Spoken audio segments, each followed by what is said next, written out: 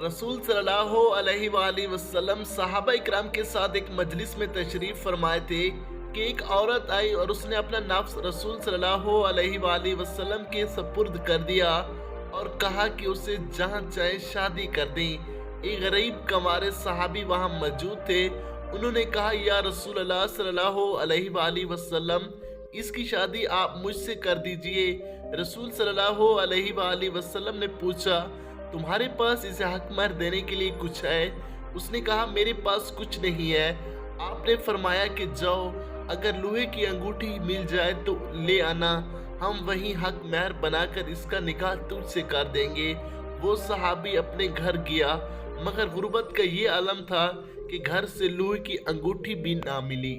उसने कहा, या रसूलुल्लाह सल्लल्लाहु अलैहि वाली वसल्लम, मेरे पास एक चादर है, उसमें आधी मैं हक महर इसे दे देता हूँ और आधी खुद रख लेता हूँ। रसूलुल्लाह सल्लल्लाहु अलैहि वाली वसल्लम ने फरमाया, वो आधी ना आपके किसी काम आएगी और ना उसके काम आएगी। रसूलुल्लाह सल्लल्लाहु अलैहि वाली वसल्लम ने फरमाया, वो आधी ना तुम्हारे काम आएगी और ना इसके काम आएगी। वो खामोशी से एक तरफ होकर बैठ गया।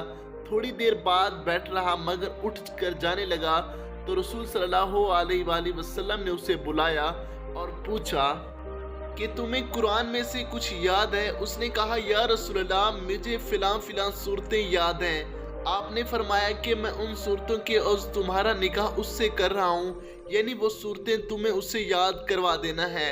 हदीस से अंदाज़ा लगाया जा सकता है कि दौरे नबूवत में सहाबा इकराम की गुर्बत का ये आलम था कि एक सहाबी के पास हक महर देने के लिए जो फ़र्ज था, एक लोहे की अंगूठी भी नहीं थी, चांदी और सोने की दूर की बात। दोस्तों, अगर वीडियो अच्छी लगी हो तो लाइक कर दें, चैनल को सब्सक्राइब कर दें। Thanks for watching.